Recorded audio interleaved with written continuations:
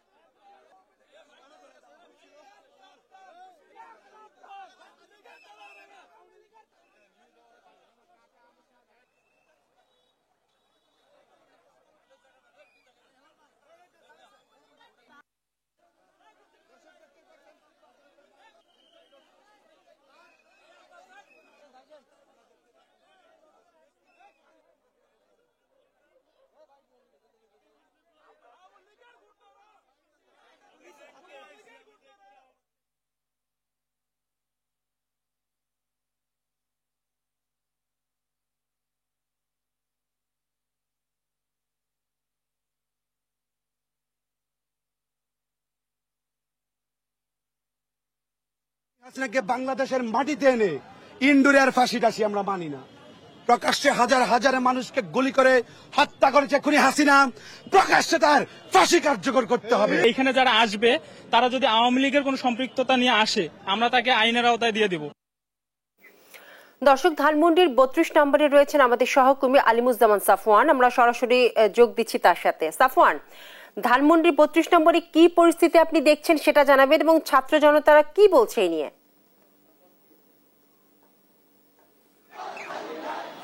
বিপাশা, আমরা এই মুহূর্তে ধানমন্ডি ৩২ নম্বরে রয়েছি এবং 15 আগস্ট ঘিরে এখানে একটি উত্তেজনা আমরা দেখতে পাচ্ছি। এবং জানেন যে এখানকে যারা এলাকাবাসী রয়েছেন এবং আশেপাশে যারা নেতাকর্মী রয়েছেন বিভিন্ন দলে, তারা কিন্তু এই 15 আগস্ট ঘিরে ধানমন্ডি ৩২ নম্বরে কিন্তু অবস্থান করছেন। আজকে বিকাল থেকেই কিন্তু আমরা যেটি দেখতে পাচ্ছি যে তারা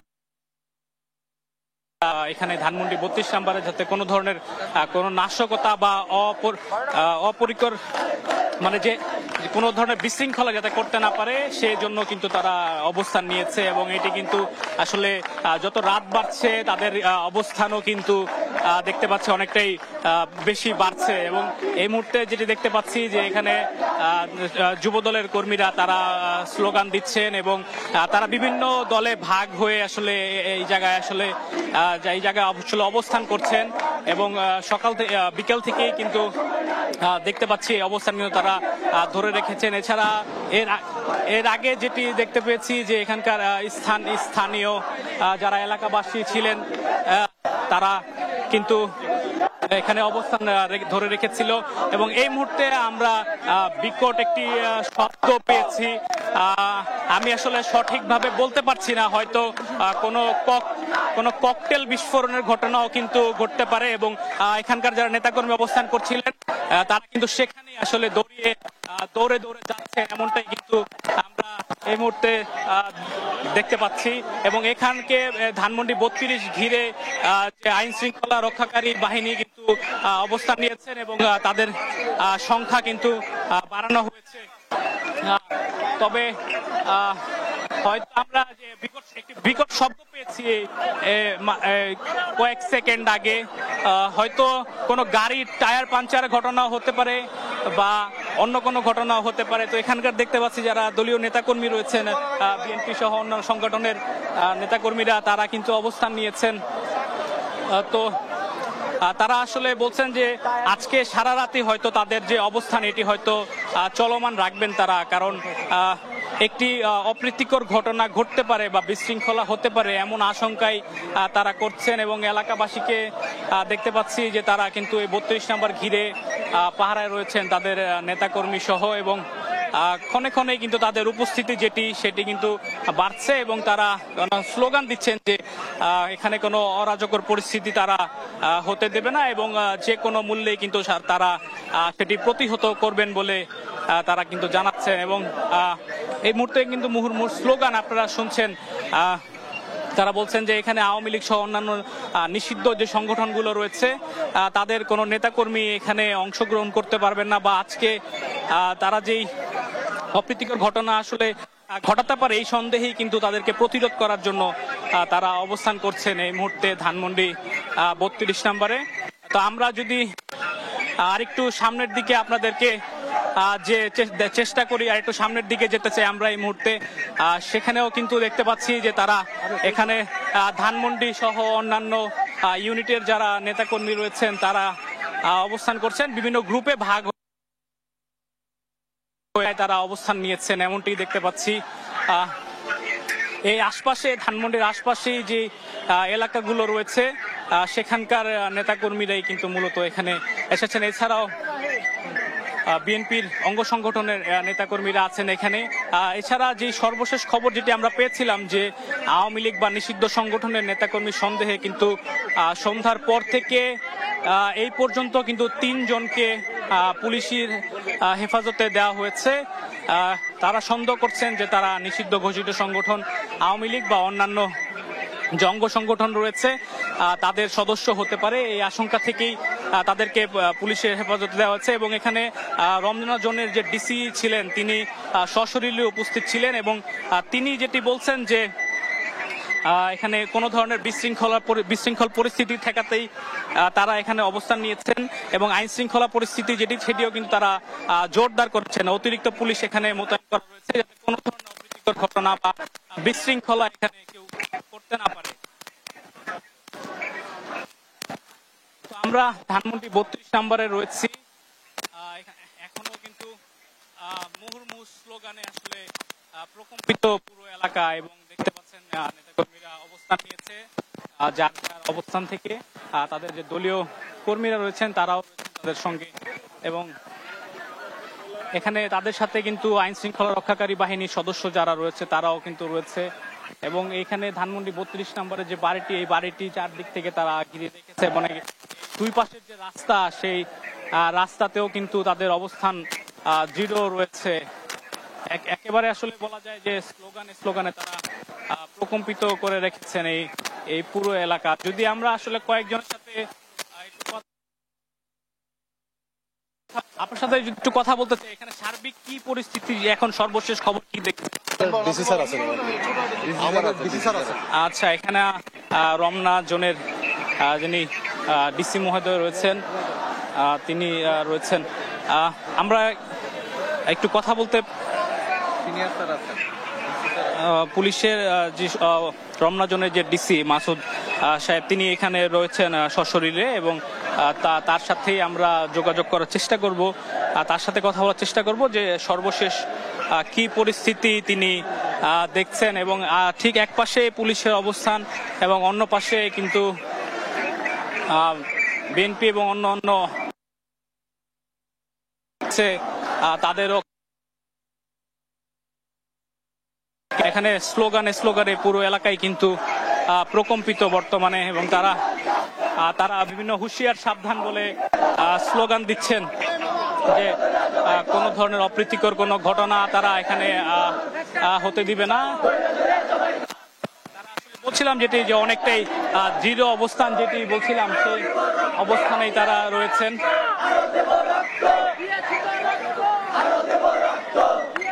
তো সব মিলিয়ে এখনো কোনো বিশৃঙ্খলার ঘটনা কিন্তু আমরা দেখতে পাইনি, তবে 3 জনকে সন্দেহভাজন হিসেবে পুলিশের হেফাজতে দেওয়া হয়েছে, এবং আমরা চেষ্টা করব এখানে আইন শৃঙ্খলা রক্ষাকারী বাহিনীর দায়িত্বে যিনি আছেন তার সাথে কথা বলে সর্বশেষ যে পরিস্থিতি সেটি আপনাদেরকে জানানোর জন্য। এখানে মূলত বিএনপি এবং এর অঙ্গ সংগঠন, যুবদল, স্বেচ্ছাসেবক দল, ছাত্রদল সহ অন্যান্য যারা নেতাকর্মী তারা রয়েছেন, তারা কিন্তু স্লোগান দিচ্ছেন এখনো পর্যন্ত, এবং যেটি তাদের সাথে কথা বলে জানতে পেরেছি যে তাদের এই অবস্থানটি কিন্তু চলবে আজকে সারা রাত ব্যাপী। হয়তো তারা এই ধানমন্ডি 32 এলাকায় অবস্থান করবেন, এবং যদি আমরা চেষ্টা করি একজনের সাথে একটু কথা চলবে সংগ্রাম, চলবে আপনাদের মধ্যে সিনিয়র একটু কথা বলবেন। আরো দেব রক্ত। আচ্ছা আমি এই সিট দেশ কথা মোবাইল নিয়ে সিট তোমার মোবাইলতে পাঠাও। সর্বশেষ পরিস্থিতি যেটা হয়েছে যে সর্বশেষ পরিস্থিতি আমরা আসে আমরা যদি কলাবাগান থানা, আমরা কলাবাগান থানা যুবদল, কলাবাগান থানা যুবদল, আমরা ঢাকা 10 আসরের মাটি ব্যারিস্টার নাসিরউদ্দিন অসীম ভাইয়ের নেতৃত্বে এবং আমাদের কলাবাগান থানা যুবদলের সংগ্রামী সদস্য সচিব মোহাম্মদ সালম সগত ভাইয়ের নেতৃত্বে এবং ঢাকা মহানগর দক্ষিণ যুবদলের খন্দকার মনুল হক এনাম ভাই। সাফওয়ান, আপনাকে ধন্যবাদ। দর্শক, ধানমন্ডি 32 থেকে এখনকার সার্বিক পরিস্থিতি জানাচ্ছিলেন আমাদের সহকর্মী আলিমুজ্জামান সাফওয়ান। আমরা চলে যাচ্ছি পরবর্তী সংবাদে।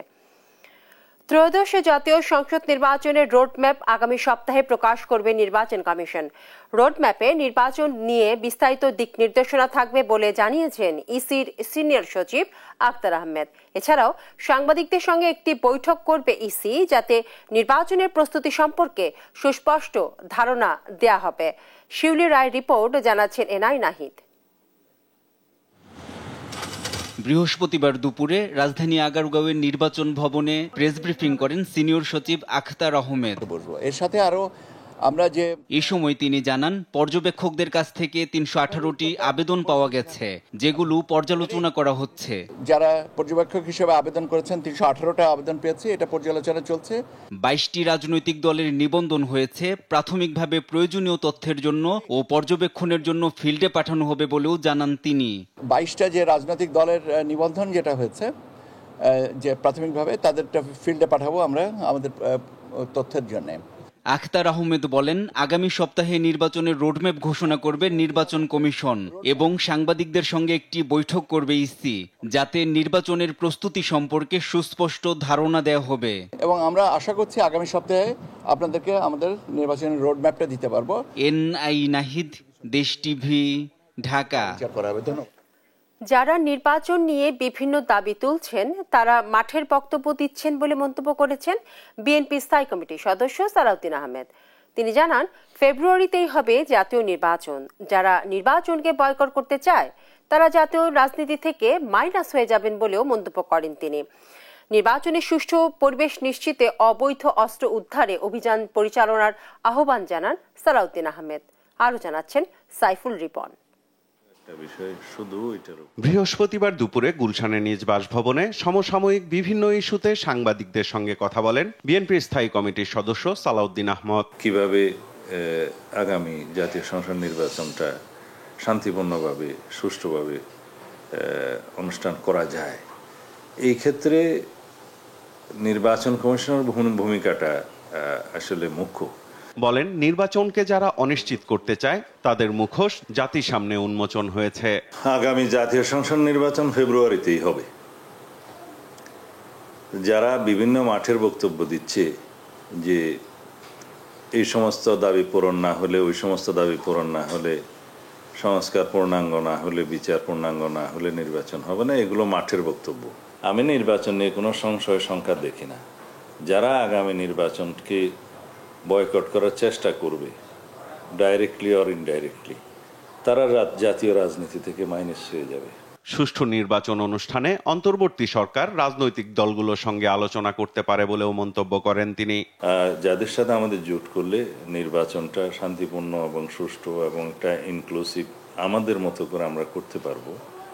এই ইনক্লুসিভ সেটা নয়, আমরা গণতান্ত্রিক শক্তিসমূহের মধ্যে একটা ঐক্য বজায় রাখতে চাই, জাতীয় ঐক্য সৃষ্টি যেটা হয়েছে সেটাকে ধরে রাখতে চাই। সেই লক্ষ্যে যদি আমাদের জোটে আরও কোনো রাজনৈতিক দল অন্তর্ভুক্ত হয়, সেই চেষ্টা আলাপ আলোচনা আমাদের আছে, তবে সেটা এখনো পর্যন্ত আমরা চূড়ান্ত করিনি। পতিত ফ্যাসিস্টরা নির্বাচনকে কেন্দ্র করে যাতে বিশৃঙ্খলা সৃষ্টি করতে না পারে তা নিশ্চিতে কার্যকর যৌথ অভিযান দাবি করেন বিএনপির অন্যতম এই নীতি নির্ধারক। যাদের হাতে অবৈধ অস্ত্র আছে প্রচুর পরিমাণে, এটা আমরা দেখেছি, জাতি দেখেছে, এগুলো উদ্ধারের বিষয়ে একটা খুব কড়াকড়ি অভিযান চালানো প্রয়োজন। এই অবৈধ অস্ত্র যদি মাঠে থেকে যায় তাহলে নির্বাচনের সময় একটা বিশৃঙ্খল পরিস্থিতি সৃষ্টির পায় তারা পতিত ফ্যাসিস্ট শক্তি করতে পারে, এটা একদম উড়িয়ে দেওয়া যায় না। রাজনৈতিক দলগুলোর কোনো বিষয়ে সংশয় থাকলে তা অন্তর্বর্তী সরকার দূর করবে বলেও প্রত্যাশার কথা জানান সালাউদ্দিন আহমদ। যাদের মধ্যে সংশয় আছে যে নির্বাচন অনুষ্ঠানের আগে কি কি বিষয়ে তারা দেখতে চায়, সেই বিষয়গুলোর জবাব তো অবশ্যই সরকারের কাছে থাকবে। সাইফুল রিপন, দেশ টিভি, ঢাকা। পতিত ফ্যাসিস্ট সরকারের আমলে নাগরিকদের ওপর নজরদারিতে ব্যবহৃত যন্ত্রপাতি নিয়ে তদন্ত করতে কমিটি গঠন করা হয়েছে। কমিটিতে প্রধান করা হয়েছে প্রধান উপদেষ্টার বিশেষ সহকারী ফয়েজ আহমেদ তৈয়বকে। বৃহস্পতিবার রাজধানী ফরেন সার্ভিস একাডেমিতে উপদেষ্টা পরিষদের ক্যাবিনেট বৈঠক নিয়ে আয়োজিত এক ব্রিফিংয়ে এই তথ্য জানিয়েছেন প্রেস সচিব শফিকুল আলম। তিনি জানান, সংস্কার কমিশনে ৩৩৭টি সুপারিশের মধ্যে ৩৭টি বাস্তবায়িত হয়েছে। আরো জানাচ্ছেন মোহাম্মদ আলাউদ্দিন। প্রধান উপদেষ্টার মালয়েশিয়া সফর শেষে বৃহস্পতিবার সচিবালয়ে উপদেষ্টা মণ্ডলীর বৈঠক অনুষ্ঠিত হয়। বৈঠক শেষে রাজধানীর ফরেন সার্ভিস একাডেমিতে সাংবাদিকদের ব্রিফিং করেন প্রধান উপদেষ্টার প্রেস সচিব শফিকুল আলম। 12 তারিখে তার সাথে বাইলেটারাল মিটিং হয় মালয়েশিয়ার। স্বৈরাচারী সরকার দেশের মানুষের নাগরিক অধিকার হরণে স্পাইওয়্যার ব্যবহার করেছে। এসব যন্ত্রপাতির উৎস, ব্যবহার এবং খরচ নিয়ে তদন্ত করতে প্রধান উপদেষ্টার ডাক, টেলিযোগাযোগ ও আইসিটি বিষয়ক বিশেষ সহকারী ফয়েজ আহমেদ তৈয়ব প্রধান করে কমিটি গঠনের কথাও জানান তিনি। গত স্বৈরাচার সরকার বাংলাদেশের নাগরিক অধিকার হরণের জন্য এই সার্ভেইলেন্সের যে ইকুইপমেন্টগুলো সেগুলো স্পাইওয়্যার তারা ইউজ করেছেন। এই পুরো বিষয়গুলো তারা খতিয়ে দেখবেন, সেগুলোর উপরে এটার প্রধান থাকবেন হচ্ছেন আমাদের special adviser on post, telecommunication and ICT affairs Faiz Ahmed. Doctor ইউনূসের মালয়েশিয়া সফর প্রসঙ্গে বলেন, ফলপ্রসূ এই সফরের মধ্য দিয়ে দ্রুতই দেশে মালয়েশিয়ান বিনিয়োগ আসবে।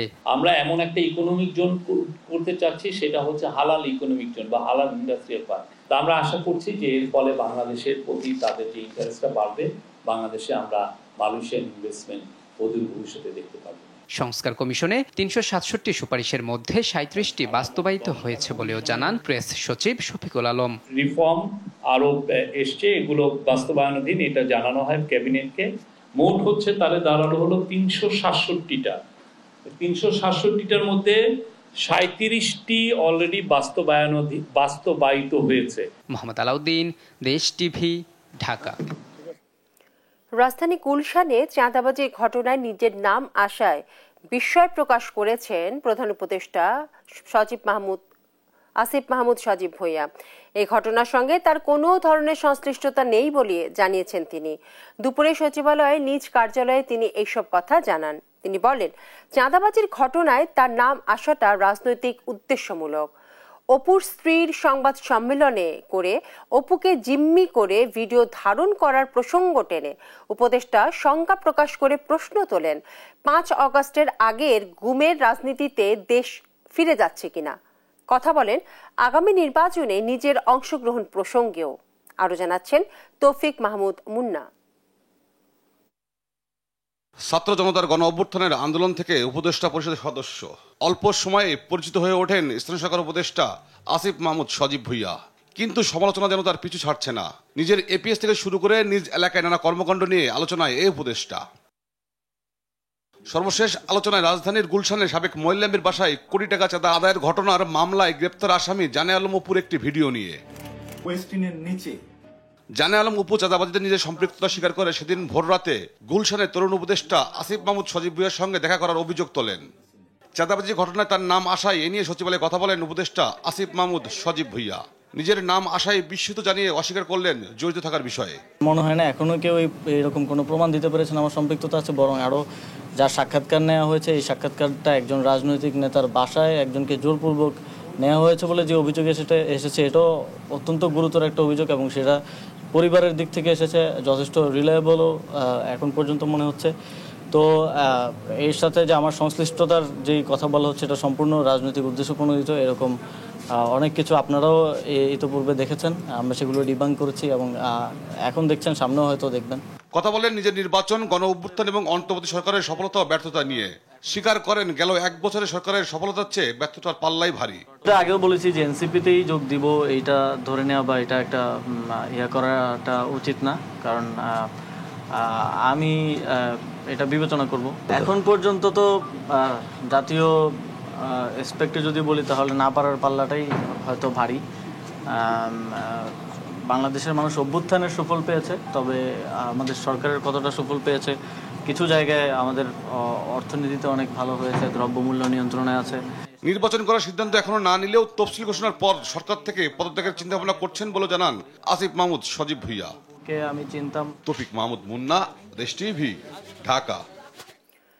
জয় বাংলা ব্রিগেডের জুম মিটিংয়ে অংশ নিয়ে অন্তর্বর্তীকালীন সরকারকে উৎখাত এবং রাষ্ট্রবিরোধী কর্মকাণ্ডে অংশ নেওয়ার অভিযোগে করা মামলায় সাবেক প্রধানমন্ত্রী শেখ হাসিনা সহ 286 জনের বিরুদ্ধে চার্জশিট দিয়েছে সিআইডি, যার পরিপ্রেক্ষিতে রাষ্ট্রদ্রোহের অভিযোগে হাসিনা সহ 286 জনের বিরুদ্ধে গ্রেফতারি পরোয়ানা জারি করেছেন আদালত। বৃহস্পতিবার ঢাকার মেট্রোপলিটন ম্যাজিস্ট্রেট আদালতে সিআইডি তদন্ত কর্মকর্তা চার্জশিট দাখিল করলে রাষ্ট্রবিরোধী কাজে লিপ্ত থাকার অপরাধ আমলে নিয়ে সব আসামির বিরুদ্ধে গ্রেফতারি পরোয়ানা জারি করেন আদালত। এ সংক্রান্ত প্রতিবেদন দাখিলের জন্য আগামী 11 সেপ্টেম্বর দিন ধার্য করা হয়। এর আগে 2025 সালের 27 মার্চ শেখ হাসিনা সহ 73 জনের বিরুদ্ধে রাষ্ট্রদ্রোহের অভিযোগে একই আদালতে মামলাটি দায়ের করেন সিআইডি সহকারী পুলিশ সুপার মোহাম্মদ এনামুল হক।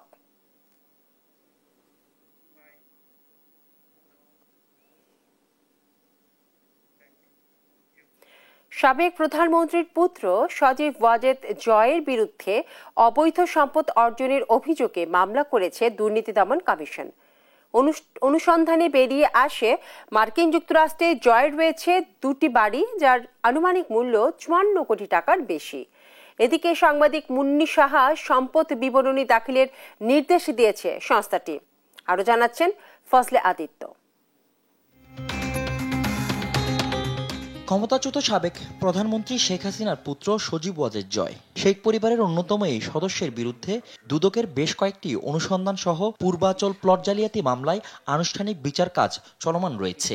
আজকে কি আপনারা বাংলাদেশে নিরাপদ আছেন? বৃহস্পতিবার দুদক মহাপরিচালক জানান, হাসিনা পুত্রের বিরুদ্ধে এবার ক্ষমতার অপব্যবহার করে 60 কোটি টাকার জ্ঞাত আয় বহির্ভূত সম্পদ অর্জন ও 57 কোটি 50 লাখ টাকার সন্দেহজনক লেনদেনে মামলা করেছে সংস্থাটি।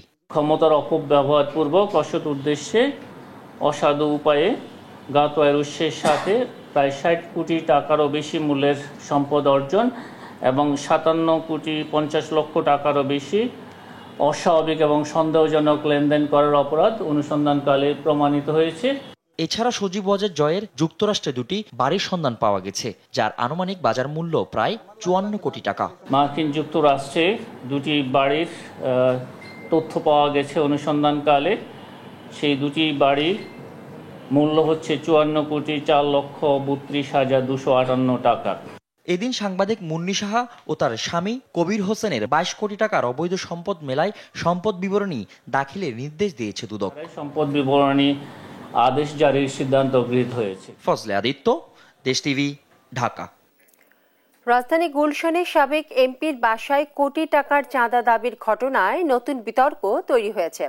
এ ঘটনায় এরই মধ্যে গ্রেফতার হয়েছেন বহিষ্কৃত এক ছাত্র নেতা সহ মোট 7 জন।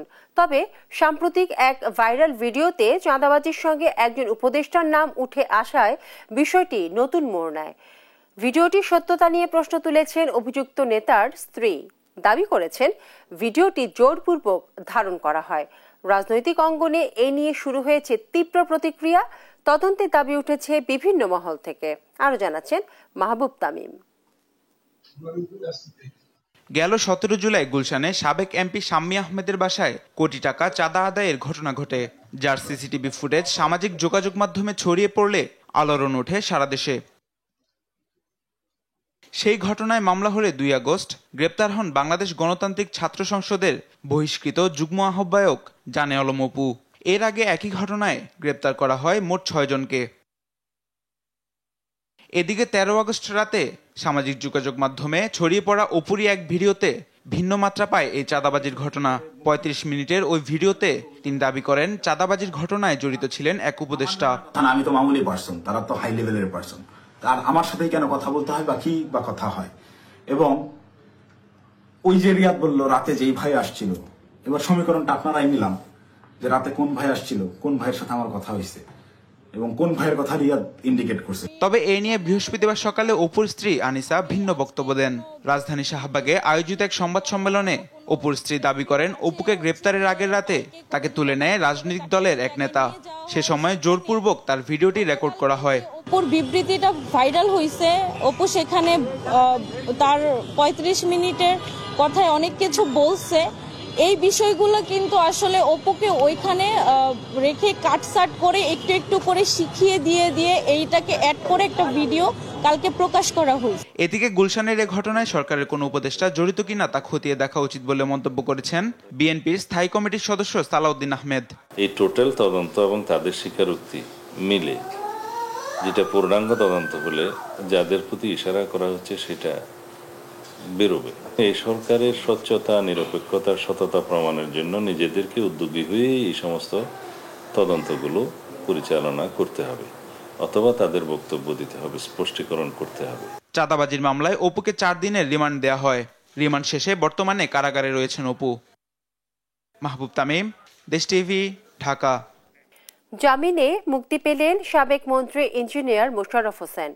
বৃহস্পতিবার ঢাকা কেন্দ্রীয় কারাগারের জেলার AKAM মাসুম জামিনের মুক্তিটি নিশ্চিত করেছেন। তিনি বলেন, বিকেল 5:35 দিকে বাংলাদেশ মেডিকেল বিশ্ববিদ্যালয় হাসপাতালের চিকিৎসাধীন থাকা অবস্থায় তিনি জামিনে মুক্ত হন।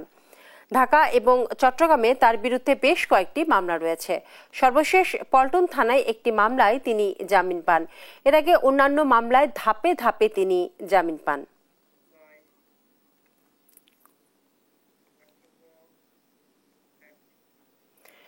BGMEA University of Fashion and Technology BUFT International Model United Nations BUFT-IMUN এর উদ্যোগে 3 দিনব্যাপী অনুষ্ঠানের উদ্বোধন করা হয়েছে।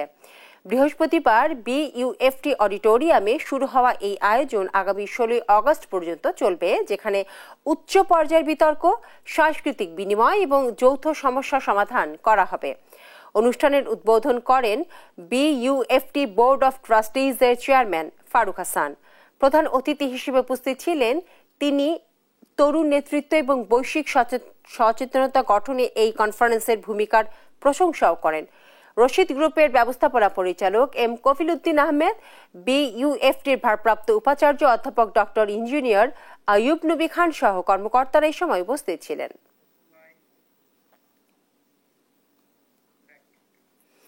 দেশের শীর্ষস্থানীয় শিল্প প্রতিষ্ঠান এনপলি গ্রুপের অঙ্গ প্রতিষ্ঠান এনপলিমার কনস্ট্রাকশন লিমিটেড এবং দেশীয় আমদানিকারক প্রতিষ্ঠান SRS কর্পোরেশন যৌথভাবে চীনে উৎপাদিত বিখ্যাত ডাফু পাম্প অ্যান্ড মোটরের আনুষ্ঠানিক উদ্বোধন করেছেন। বৃহস্পতিবার রাজধানীর অভিজাত 5 তারকা হোটেলে দ্য ওয়েস্টিনে এই আয়োজন অনুষ্ঠিত হয়। দাফু গ্রুপের বাংলাদেশ প্রতিনিধি SRS কর্পোরেশনের কর্ণধার প্রতাপ সমাদ্দার বলেন, চীনের বিখ্যাত প্রতিষ্ঠান ডাফু গ্রুপ প্রায় 4 দশকেরও বেশি অভিজ্ঞতা নিয়ে বিশ্বের শীর্ষস্থানীয় দাফুর ব্র্যান্ডের ওয়াটার পাম্প এবং মোটর প্রস্তুতকারক হিসেবে নিজেদের প্রতিষ্ঠিত করে আসছেন। প্রতিষ্ঠানের রয়েছে 30টিরও বেশি প্রযুক্তিগত পেটেন্ট, যা তাদের উদ্ভাবনী সক্ষমতার প্রমাণ বহন করে আসছে। তাছাড়া বাংলাদেশের দাফু পাম্প এবং মোটরের দক্ষ টেকনিক্যাল সার্ভিস টিম থাকায় সম্মানিত গ্রাহকবৃন্দকে উন্নত মানের বিক্রয়োত্ত সেবা নিশ্চিত করা সম্ভব।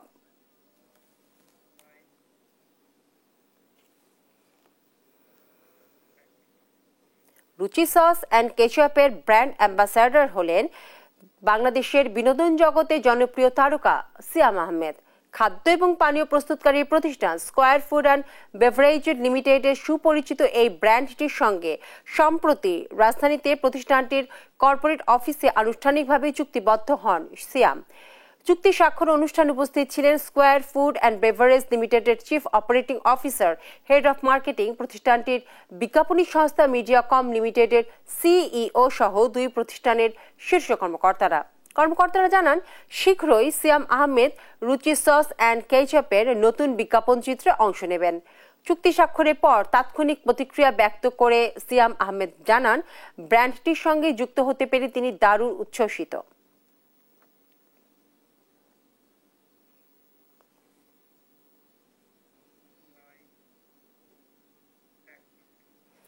মিডল্যান্ড ব্যাংক পিএলসি এর মাধ্যমে Akij Takaful life insurance PLC এর পলিসি বিপণনের শুভ সূচনা করা হয়। বীমা এবং ব্যাংকিং খাতের পারস্পরিক সহযোগিতা এবং উদ্ভাবন এক নতুন দিগন্তের নাম। সোমবার মিডল্যান্ড ব্যাংক তাদের সব শাখার গ্রাহকদের মধ্যে পলিসি বিপণন কার্যক্রম শুরু করে। বনানী শাখার মাধ্যমে প্রধান ইন্স্যুরেন্সের সেবা গ্রাহকের মাঝে প্রদান করা হয়। শরিয়া মোতাবেক পরিচালিত Akij Takaful life insurance PLC bank ইন্স্যুরেন্সের মাধ্যমে মিডল্যান্ড ব্যাংকের গ্রাহকদের শরিয়া মোতাবেক ব্যাংক তাকাফুল বীমা সেবা পৌঁছে দিতে সক্ষম হয়েছে। বাংলাদেশের ব্যাংকিং এবং ইসলামী বীমা খাতে এটি একটি উল্লেখযোগ্য মাইলফলক। পলিসির বিপণন কার্যক্রম শুরুর সময় উক্ত শাখায় উপস্থিত ছিলেন আকিজ তাকাফুল লাইফ ইন্স্যুরেন্সের পিএলসি এর ডিএমডি এবং চিফ কর্পোরেট বিজনেস অফিসার জনাব মোহাম্মদ মাসুদুজ্জামান খান এবং মিডল্যান্ড ব্যাংকের পক্ষ থেকে head of retail distribution division এবং চিফ ব্যাংক ইন্স্যুরেন্সের অফিসার মোহাম্মদ রাশেদ আক্তার চৌধুরী।